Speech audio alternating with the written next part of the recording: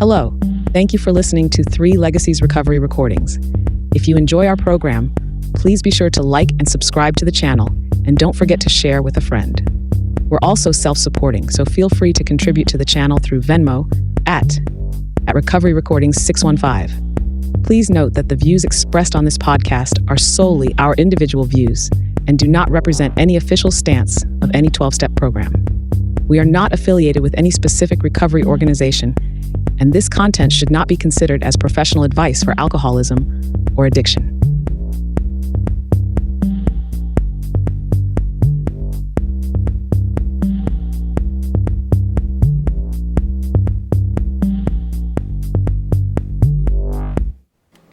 Hello everyone, welcome. Thank you for listening to 3 Legacies Recovery Recordings. Today is January 21st, 2025, and this is episode 7. We've really been enjoying this.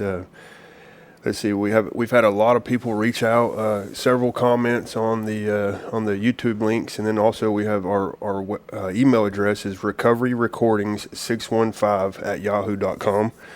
Feel free to send any talks in, any kind of suggestions or anything y'all would like to hear or have on the show. We'd love to hear from you guys. And today we are back with Chris S. from New Jersey. How you doing, Chris?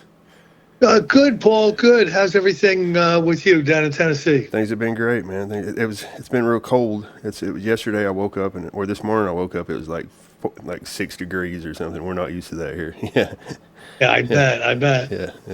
Things have been good though. Yeah, I'm really stoked about today's episode. For those that are just tuning in, this is we've been doing this. It's an adequate presentation of the steps, a guide for sponsorship, and I've had some really cool feedback from different guys. Like we were just talking, guys that are just getting into sponsoring, taking people through the book, and just whether they're wanting to get refreshed or just having like a different tool. And they've really found this real useful. And so, yeah, man, I appreciate you doing this with us, man. And we're going to be doing this every Tuesday night. We don't stream this live currently, but what we do is we record this on Tuesday nights, and then right after we get finished recording it, I upload it on the YouTube channel. So appreciate everybody's support. And tonight we're doing step 4. I'm sorry, step 3. I believe step 3. Yeah, step 3, yeah. All right, Chris. So like we normally do, Paul, I'm just going to recap real quickly the previous steps. So if somebody's jumping in, they understand what I'm going to be presenting in step 3 a little bit better. Step 1 is when you're working with a new person, I think it's very, very important to be able to communicate the perspective and the kind of the description of the alcoholic that comes from the book Alcoholics Anonymous. I've never seen it presented that way in any other type of literature, the powerlessness part of alcoholism. So many recovery programs out there are unconvinced that the alcoholic is powerless. They're unconvinced that we can't summon up the fortitude to get ourselves sober. And so a lot of these, late night TV, do you want to quit drinking? Call this number. A lot of those things are not for alcoholics. They may work really well with heavy drinkers or potential alcoholics or people who still have some power, choice, and control left in drink. Sure. Yeah. But what the book Alcoholics Anonymous describes the alcoholic as is someone who has lost power, choice, and control. Now, to lose power, you have to lose choice and control. So how I'll describe that to a new prospect would be, if you've lost choice, that means no matter what you do, alcohol is going to go back in your body. Amen. That's considered a hopeless condition. And you may have periods of sober time. They may last months, sometimes years. But if you're an alcoholic, the time and the place comes and alcohol goes back in your body. And it doesn't make any sense because you have absolutely sworn off. Yeah. You know, Yeah. so they call that the obsession of the mind, the strange thoughts that precede the first drink. Uh, that's choice. To be powerless, you need to also lose control. And what control is once alcohol is in an alcoholic's body, it craves more alcohol. And what normally happens, unless there, something really strange happens, like you run out of alcohol or you get arrested or something. If alcohol is available, the alcoholic continues to drink it. Yeah. They just continue to drink it. It might even not be conscious. It might be like an unconscious thing. Sure. I know I didn't sidle up to the bar and after 2 drinks, bartender, the phenomenon of cravings on me. Yeah. You're gonna have to sweep me out of here with the dirt on the floor when you close. Yeah. I mean, it wasn't conscious like that. Sure. Yeah. Yeah. But I just knew that. I was. Here's a funny thing, Paul. So I was a bourbon drinker, and I would drink bourbon with some Coke. So it'd be like 3/4 bourbon, a quarter Coke, some ice. Yeah. I would invariably come to in the morning, and I had these big, like 24-ounce iced tea glasses that I would make my drinks in. I would invariably come to in the morning with a full drink.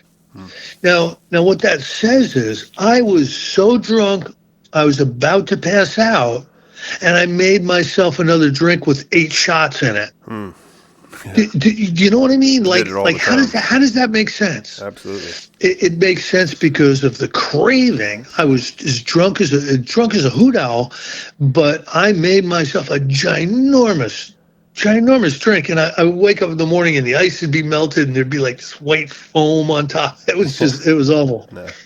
But I explain those things. I'd always, whenever I'm going to the treatment center, always one thing I like talking about is like throwing up, getting so belligerent drunk or whatever, throwing up and making more room for more alcohol. It's like I'm trying to satisfy this craving. It just, it could be deathly sick and still want to drink more. Yeah. It just, and that's not normal. No. That sets us apart from normal human beings. Yeah. We are bodily and mentally different than our fellows. So I try to hammer that home because it's going to be difficult to get them to accept this program that we're going to be going over in the next couple months. It's going to be extremely difficult to get them to accept it because it's drastic. Yeah. The 12 steps are drastic. Yeah.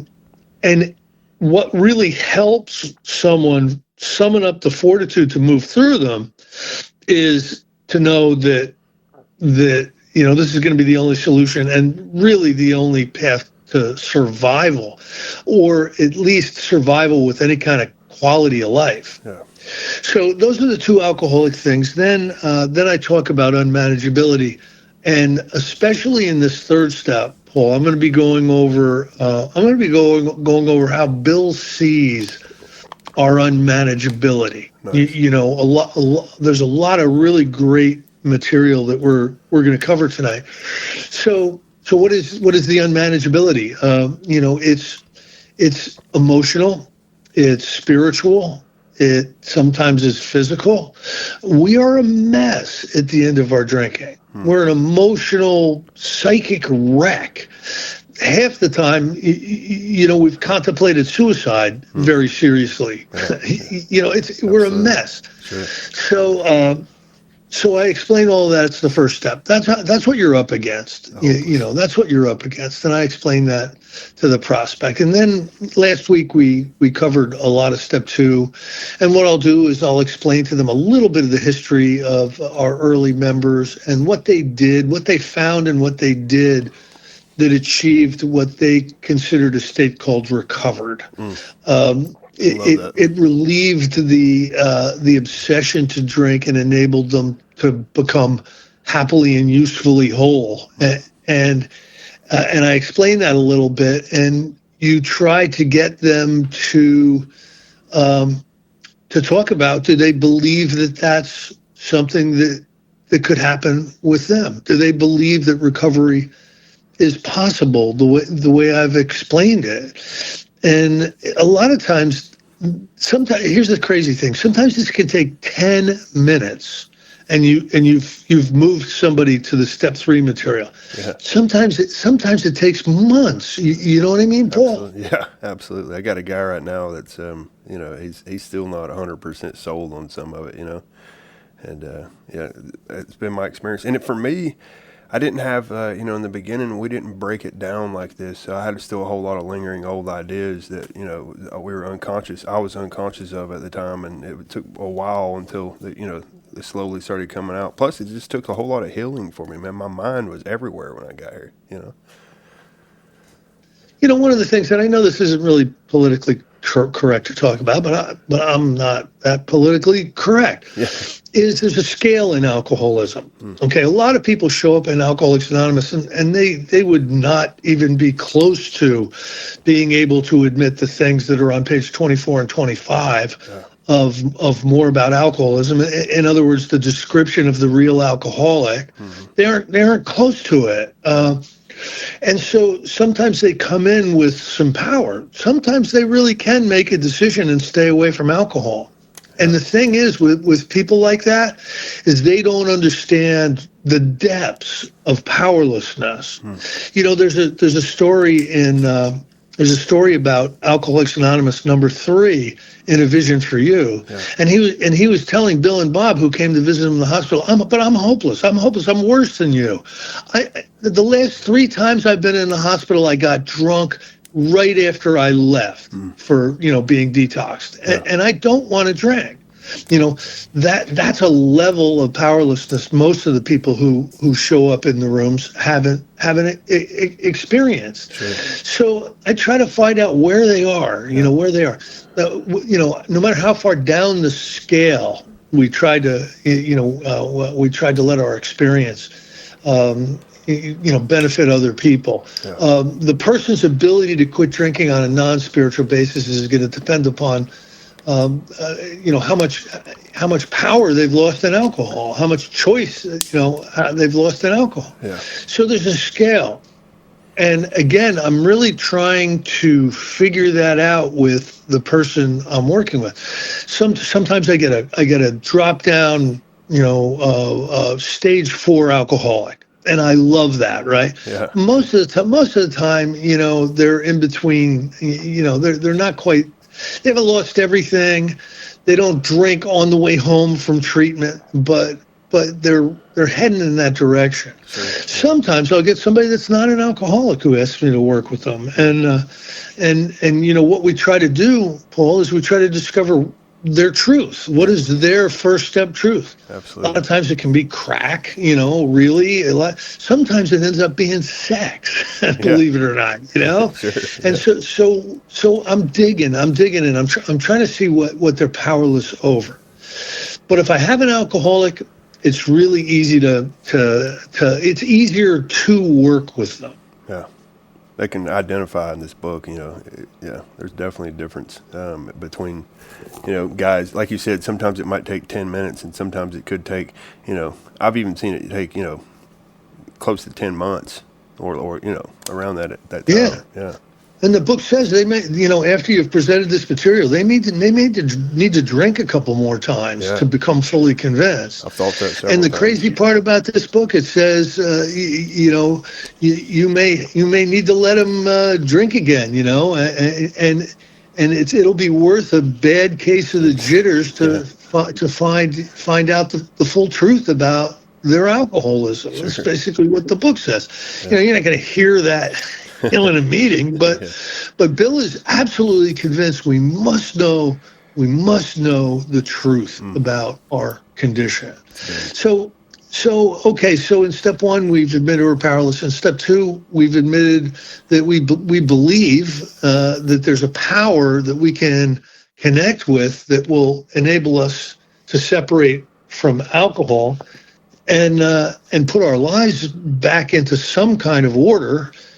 Find a different manager for our life, and that moves us kind of into step 3 for tonight, Paul. Nice. What I want to do is I want to start with the ABCs. Okay. This is on page 60. It's in the chapter How It Works.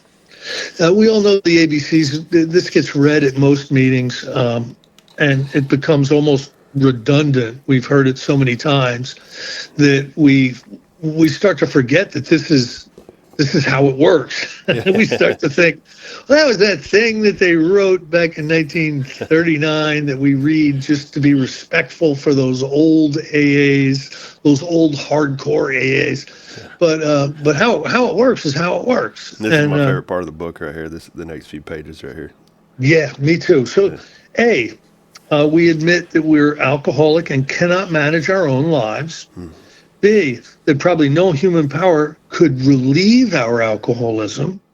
And C, that God could and would if he were saw it. Now, what are human powers, Paul? Human powers are AA groups. Human powers are our sponsor. Human powers are our parents, our priests, our ministers, our rabbis. Doctors. Those are all human powers, and they can't even come close to helping us. They can steer us, they can point us, but they don't have the power. They don't have the sufficient power to offer to us for us to be able to separate from alcohol and start to put our life into order. Yeah, sure. So, ABCs. Being convinced of the ABCs, we need to be convinced of those. We are then at step 3. If we can admit we're convinced of those 3 things. If we're not convinced of those 3 things, the earlier writings of this book said, read everything up to page 60 over again, please. It's not really much use going forward if you're not convinced. You're just not gonna put the work in. Yeah. So we need to be convinced, which is that we decided to turn our will and our life over to the care of God as as we understood him. Just what do we mean by that, and just what do we do? So that's a kind of a cryptic saying. Okay, Paul, go turn your will and your life over to the care of God. I'll wait. I'll wait. What do you mean by that? Absolutely. Do I have to sell flowers at the airport? Do I have to go to divinity school? What are you talking about? Yeah, it's usually something scary in someone's head in the beginning. What are you talking about? Yeah. Not that. I don't want to be a Sunday school teacher. I mean, so we've got all these old ideas, and this book again and again and again begs us to lay aside our old ideas, lay them aside so that we are open to new information. The Buddhists call it beginner's mind. And most spiritual disciplines have this as a working philosophy that if you go in knowing, you're not going to learn anything. Yeah. If you already know, there's no room for new information. Yeah. So let's go into this open-minded. Yeah. Now, it says the first requirement, be convinced that any life run on self-will can hardly be a success. This is another thing that can be misconstrued or whatever. I like to explain it. You are living your life on self-will. You decide what job to go to, you decide what town to live in, you decide who to go out with, who to marry, you decide what kind of car to have, you decide whether you like people or not. I mean, you have been living life on self-will. Yeah. How's that working for you? Yeah. Well, that line there is like... How's that working for you? The first time I'd ever heard that, I didn't even realize, the first time I'd ever heard that, I'm sitting there like, how do you not do that? You get, how is that even possible? Yeah, right. Yeah. But again, how's that working? How's that working for you? Yeah. You're a big time business executive, and you're going to a plumber named Larry to learn how to live. You know what I mean? Because Larry's going to be your sponsor. Like how's it working for you? And if you're honest with yourself about the trajectory of your life, you're going to admit that there's unforeseen potential. There is, it just seems to be getting darker and darker and darker. Yeah. And you know in your heart that it should be better than it is. So that's living life on self-will. So it says we're always in collision with somebody or something, even though our motives are good. So I've always looked at my motives. Yeah. Like, I didn't mean, Paul, I didn't mean to park on your cat. Yeah. What are you mad at me for? I didn't mean to do that. Sure. I didn't mean to yank your window treatments down to use as a blanket because I passed out on your couch. Yeah, they don't care. In the middle. I was just cold, Paul. Yeah. Like that's typical alcoholic. Yeah. And we're always in collision with somebody or something. So he talks about us being like the actor wanting to run the whole show. And these are just descriptions. They're great descriptions. I've got a whole bunch. Bill's got some in here. But we show up at life and we're acting like we're the director and we've got a bit part. And what that looks like is the boss is an idiot. Yeah. And all these people driving all around me are maniacs. And my family's ungrateful. And so I'm involved in everybody else's part. Wow. And that's typical for the alcoholic. They know that if only everybody would do it the way I think they should do it, certainly I would be happy, but they'd be happy too. Yeah. So you're the actor trying to run the whole show. And what usually happens, the show doesn't come off very well. He steps on the toes of his fellows and they retaliate, and it can really, really be a mess. So it says here now in the next 3 or 4 pages, the word self repeats over and over and over again. Yeah. And here's what I believe, Paul. I believe Bill Wilson saw self as a condition we must recover from. What do I mean by that? Well, you just read this stuff critically, and you'll see that is what he's saying. He's calling it self-centeredness. He's calling it self-consciousness. He's calling it egocentric. He uses all this different terminology, and basically what he's talking about is this uncomfortable experience of self-consciousness that we suffer from. Yeah.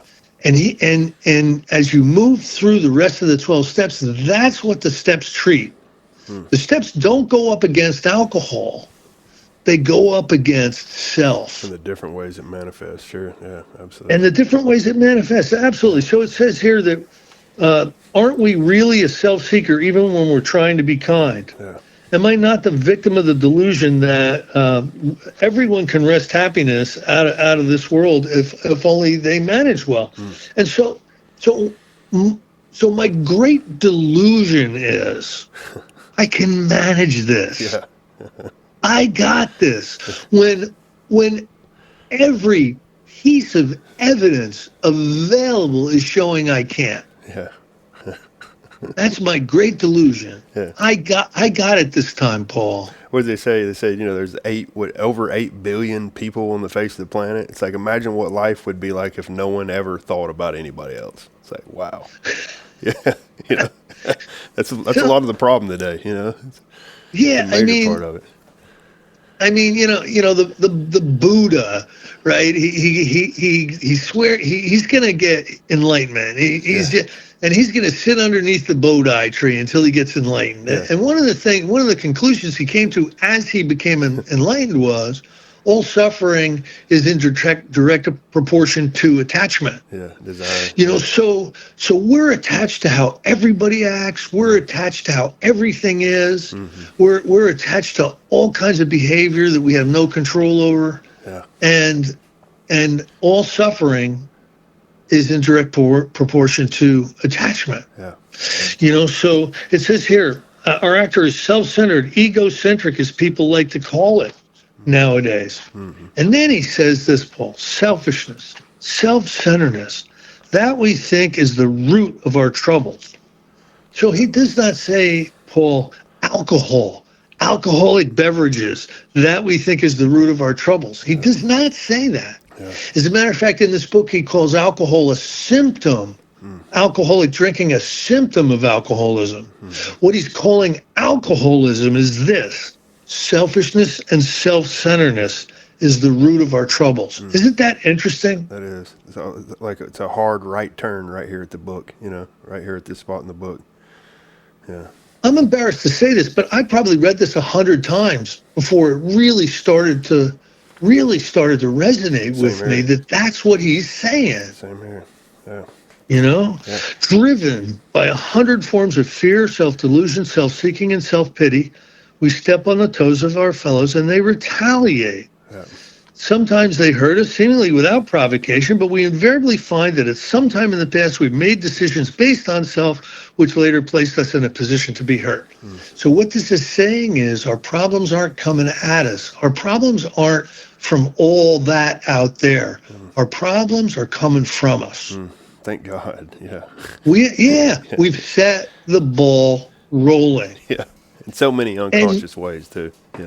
And understanding that we've set the ball rolling is not sufficient defense to not set the ball rolling tomorrow. Amen. Yeah. This is not a type of, I get it now. Yeah. I get it now. I'm going to be fine now. I realize that I'm selfish. Yeah. Tomorrow I'm going to not be selfish. Yeah. If you do enough inventory, you see how wrong that is. Yeah, you see how powerless over this condition of self you are, and how you need God's help. Yeah. So our troubles, we think, are basically of our own making. They arise out of ourselves, and the alcoholic is an extreme example of self-will run riot, though he usually doesn't think so. Yeah. And so when I'm working with a new guy, Paul, they always don't think so. Absolutely. So it's really it's incumbent upon me to pull examples out. Well, you're on your 4th divorce, right? Well, yeah. Well. What happened? These women were crazy. Yeah. Oh, okay. The women were crazy. Were they crazy when you got engaged and you married them? Well, no. Yeah. Okay, I see a common denominator here. Yeah. Could it possibly be you make women crazy? Yeah. Oh, Yeah, and also, even after they see that, they can read this part of the book, at least from my experience, from me personally and with the guys I'm working with. But okay, sure, I agree to it, and then get out of this part of the book right here, and then go unconsciously do it anyway. It's like, it's still taking, self still manifesting in all kinds of areas, and even if you have an experience and you can agree, this happens to me, you're still not conscious of it all the time. You really need help. Yeah, that's absolutely true. Because of the way our self-awareness works. Yeah. And this is why we need divine connection. Within us, deep within us is a spiritual vacancy, a divine vacancy. And it talked about that when we were in We Agnostics, how it says, the great, what does it say? The great reality. It says, we finally saw that faith in some kind of God was a part of our makeup, right? As much as the feeling we have for a friend. I started seeing that, through this process, I started seeing I'm starting to see how I'm starting to get enough awareness of how self manifests in my life, but there's also something else that's just as much a part of my makeup, right? That was the interesting. Yeah, I think we're built in with a space for the divine. That's it. Yeah. And what we fill it with can sometimes really make a difference. We fill it with real vital religion or spirituality. We'll be good. Yeah. If we just allow this self-will to run riot, it's going to tear us up. Amen. And he says, above everything, we alcoholics must be rid of this selfishness. We must, or it kills us. Yeah. So very rarely does Bill say something will kill us. If we're not rid of the selfishness that's inherent within us, it will kill us. And I've seen this happen a thousand times out there. I see it happen with newcomers all the time who really just don't buy into the spiritual disciplines. They just don't buy in. They go to meetings, and they start dating, and then they start selling Amway at the meetings or something. They get all involved in all this other stuff, and they're just doing what they want to do because there's something in it for them. Yeah, they've lost, they lose touch with the first step. It's real easy, And that's a death sentence. For us to just keep doing what we're doing because it's good for us is a death sentence. Yeah. I came around, in the late 80s, early 90s, and a whole bunch of stuff had integrated into the 12-step rooms. I mean, teddy bear hugging, wow. Wounded inner child stuff. I mean, all kinds of this therapeutic stuff was showing up and really clouding the water in Alcoholics Anonymous. And so much of that stuff really had to do with you can do this and you will be better. And some of it's even true, Paul, but we're in real trouble. Yeah. If you're an alcoholic, you're in real trouble. Hugging a teddy bear ain't gonna get it. You know what I mean? Sure. Yeah. And if you were just a heavy drinker and you come from a terrible family and you've got a little trauma or something, a teddy bear is great. But if you're an alcoholic, trying to treat alcoholism with a teddy bear, you're going to a gunfight with a Boy Scout knife. You know what I mean? Yeah, absolutely. Yeah, that's interesting. So anyway, it says there seems to often be no way of entirely getting rid of self without God's aid. And how do we get God's aid?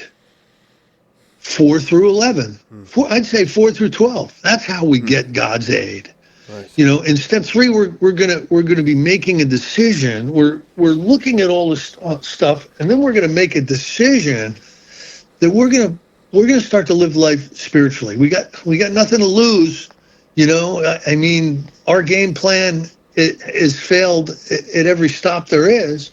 So we're gonna make a decision to try to live a different way of life. Now a lot of word definitions have changed over the years, and I want to talk about the word decision for a minute. So Paul, I can be talking to you. I say, yeah, I decided to go grocery shopping today, but I don't know. I never got around to it. I never. In 1939, you didn't decide to do something and not do it. It was a firm commitment. Wow. It was a demonstration. They used to call this a demonstration. Nice. And you would do it in front of people. And if they didn't think you were sincere, they'd make you do it again. Wow. The 3rd step demonstration. That's interesting. And they wanted to be absolutely sure you meant what you said about moving forward with this way of life. And what would that look like in the 30s? This 3rd step demonstration. What do you think? Like an example of what that? All right, so I was out in Akron not long ago, and I got a chance to go up to Dr. Bob's bedroom. All right, and a bunch of us went up there. There was a guy, Jerry, who's a good friend of mine that lives out there. He works at the house, so he gave us like a private tour. Yeah, and it was up in that bedroom where you would make your 3rd step demonstration. Wow. And you would get down on your knees in front of the boys and you would say something like, God, I have messed up my life. I've messed it up terribly. I need your help, and I am placing myself in your care. God, please help me. I am placing myself in your care. And if they didn't think you were sincere, you'd have to do it again. But that was your demonstration. That was your demonstration. So let me go over a couple more things here that I think are important. It says here, it says here something very interesting. Being convinced that self, manifested in various ways, is what had defeated us. Yeah. So we need to be convinced that self, manifested in various ways, is what has defeated us. Yeah. And self can be resentment. That the self-consciousness can be resentment, can be self-centered fear, it can be anxiety, it can be guilt, shame, remorse, it can just be restless, irritable, and discontent. It can be the hideous four horsemen: terror, frustration, bewilderment, and despair. Those are all manifestations of self and self-centeredness and self-seeking. And we need to look at that, because we need to go in the opposite direction from that. The journey of recovery, Paul, is a movement from self-consciousness and self-centeredness to God consciousness and spiritual centeredness. Amen. That's the journey in recovery. That's the journey in recovery. Now, in the early days, people would think taking the third step is saying the prayer.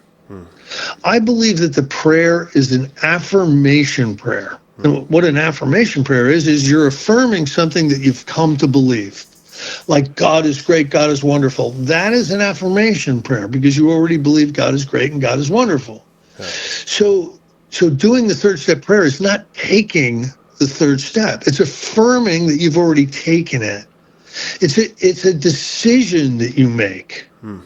I have made the decision to go through the rest of the 12 steps, to stick in and do my job in the Society of Alcoholics Anonymous, and try to do the best I can with this stuff. And that was my decision. You relate to that at all? I sure can, yeah. I really like how you're talking about it back in the 30s, how it was, if you had made a decision, that means that you don't not go through with it. What you had just read, it said we did the exact same thing with our life. When I remember, I was probably 5 years sober when I first read, and that stuck out to me the first time, where I was like, it says we did the exact same thing with our lives. We took stock honestly. First, we searched out the flaws in our makeup, which caused our failures. And I mean, all of a sudden, like, I just had this experience that was like, holy crap, I've been missing this whole time, right? It really happened when I heard Charlie P talk a lot about, Charlie was big on, the self piece. He always called it the self piece. The self piece. He talked about, he used the analogy of, he would say, he had a buddy that was real good at, bird, could listen to birds. Have you ever heard him talk about that? And he said, we could go out in the woods and I might be able to pick one or two birds out, but my buddy could tell you like different kinds all over the place, and he was talking about how the whole thing, centered around this self piece, and the more aware of that you start, you start becoming, the better it is for you. You can start seeing, there it is, there I go, and being convinced that self manifested in its various ways is, we searched out the flaws in our makeup, which caused our failures. Right, I'm sorry. Hold on. We did the exact same thing with our lives. We searched out we took stock honestly. First, we searched out the flaws in our makeup, which caused our failures, being convinced that self manifested in its various ways is what had defeated us. We can consider its common manifestations. So, man, I had this like just mind-blowing, experience with that, where, especially after I started doing I was doing nightly review on a regular basis. After I started doing nightly review on a regular basis, man, it was so obvious how much I needed God's help, because, it's all day long, just one thing after another, just turning, inconsiderate, not, making everything about me. I get to work, people are in my parking spot, it's just one thing after another. It's like, holy crap, man. I tell you, man, through those experiences, that's how I really started getting real close to God, because I started seeing how I'm going to mess this whole day up. I have to have some kind of help, right? Did you have any experiences like that, similar experiences? So, so you got me thinking about Charlie, and he was wonderful. One time there was a kitchen fire in his house. and he was just able to put it out. I mean, with fire extinguishers and everything. And as he's walking out of the house, there's all this smoke, and like one of his relatives comes walking up, and Charlie's like, "Oh my God, there's a fire. Oh, it was just really terrible and everything." And the guy starts pointing to a little pimple on his face, going, I'm really worried about this. I'm wondering if this is it. And Charlie's like, there's smoke coming out of my house, and you're worried if it's an ingrown hair or it might be, he was wonderful at being able to pick out that the wonderful selfishness that we. That we we're used to. Like back when I was drinking, this is what happened to me. I'd get a phone call. I go, oh no, what was that? It was some bad news. So and so died on me. What do you mean he died on you? Well, now I'm gonna have to dress up in a suit and go to a wake. I hate wakes. And so I would make somebody dying about me. So insane, right? Like how this is inconveniencing me. It's Don't so crazy. Who came up with this wake idea? I don't like it. I mean, like that is toxic self-centeredness. Yeah, and if I'm not conscious of it, I'm not conscious of it. It's crazy. Delusion. This is the way it's been. Like slowly over time, we get sick. Some of us, from 2 years old on, start to get alcoholically sick, and self-centeredly sick, and a lot of times we're unaware of it. We're kind of in delusion. Yeah. And these spiritual disciplines, especially step 10 and 11 and some of the other ones, they're all built around these manifestations of self, how we can watch for them, how we can react to them, and how we can grow away from them. That's really what the rest of the steps are about, each of the specific exercises. So in step 3, Paul, we make a decision. Are we going to do this? Are we going to go all the way in, sit all the way down? Are we going to do our job? Are we going to do our job? Nice. So step 1 shows me I'm going to die. Step 2 says, well, maybe not if. And step 3 says, are you in? Are you in? You know what you're up against now. Are you in? Nice. Yeah. And you can tell when somebody's in. You want to know why? They're right in their 4th step. There you go. That's why. Nice. Yeah. Heck yeah. Yeah. That's so cool, man. I have 4 guys right now currently writing 4-step. We're supposed to be meeting up here in about a week. And good work. Yeah.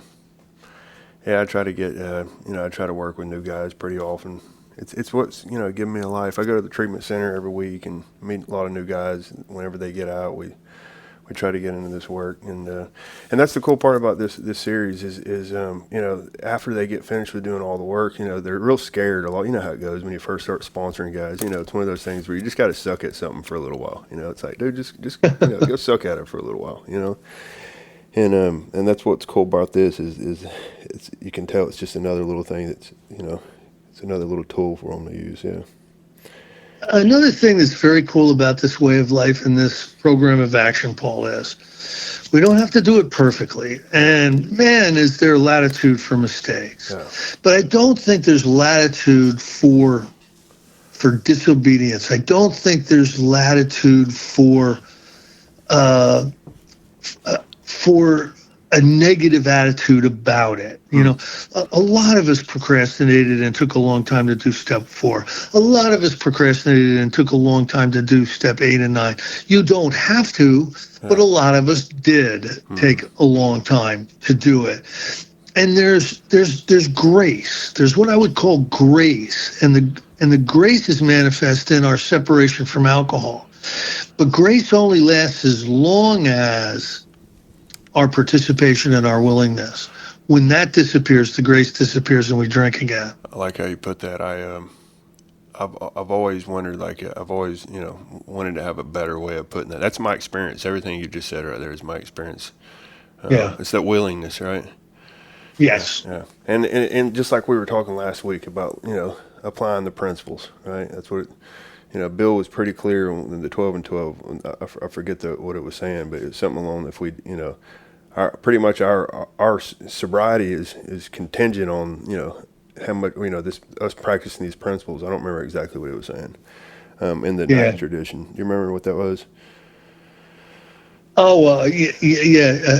Unless each AA member practices to the best of their ability the 12 steps, they almost certainly sign their own death warrant. Their drunkenness and disillusion are not penalties inflicted by people in authority. They result from their own personal disobedience to spiritual principles. That was it. Yeah. That's so big, man. And the truth is not everyone,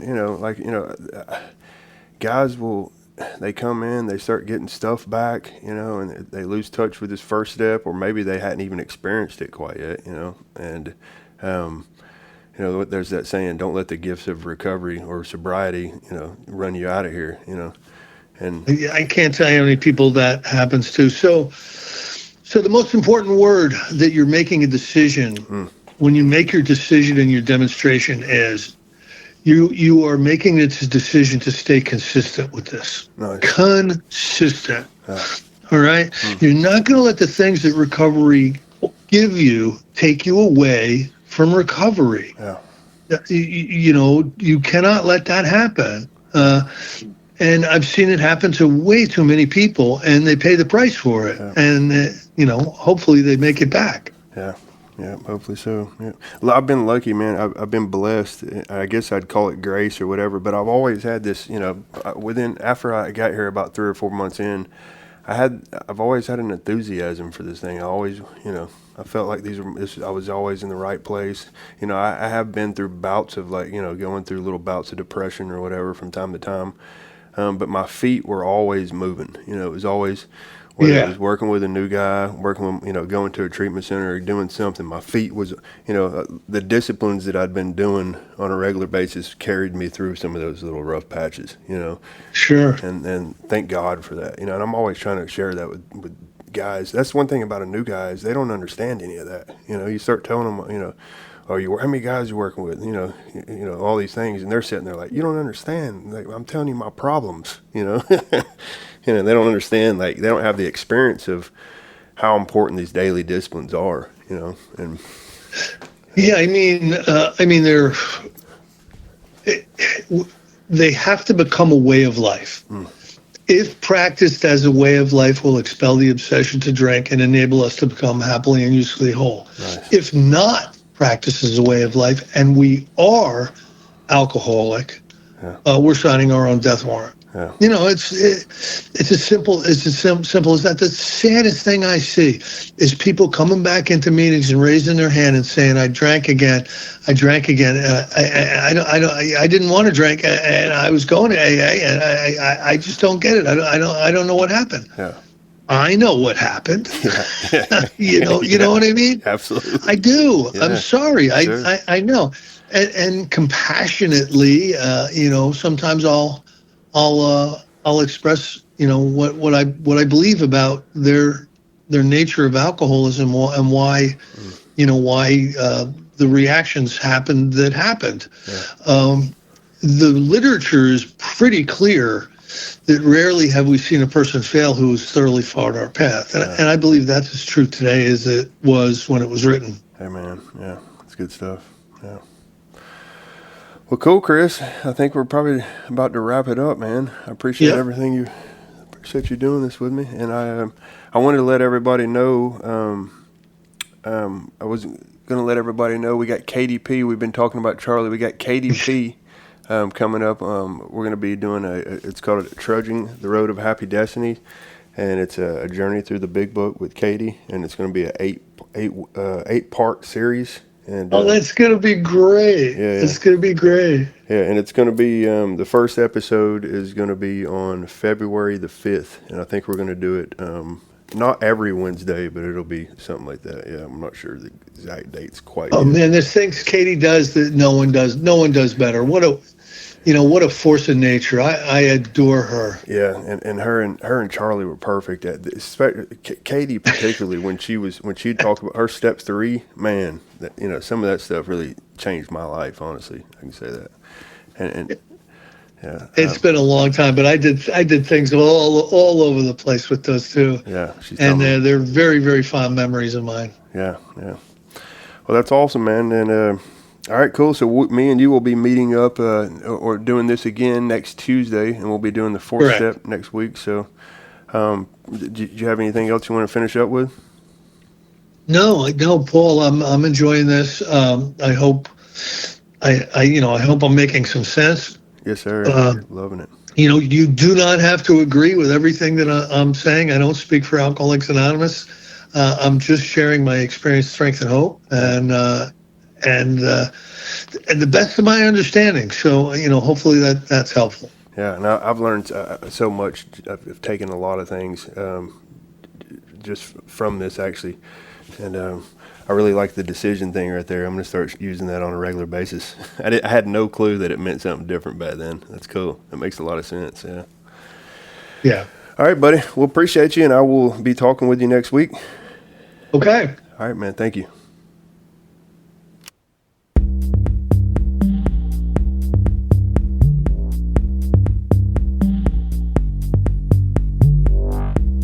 Hello. Thank you for listening to 3 Legacies Recovery Recordings. If you enjoy our program, please be sure to like and subscribe to the channel, and don't forget to share with a friend. We're also self-supporting, so feel free to contribute to the channel through Venmo at Recovery Recordings 615. Please note that the views expressed on this podcast are solely our individual views and do not represent any official stance of any 12-step program. We are not affiliated with any specific recovery organization, and this content should not be considered as professional advice for alcoholism or addiction.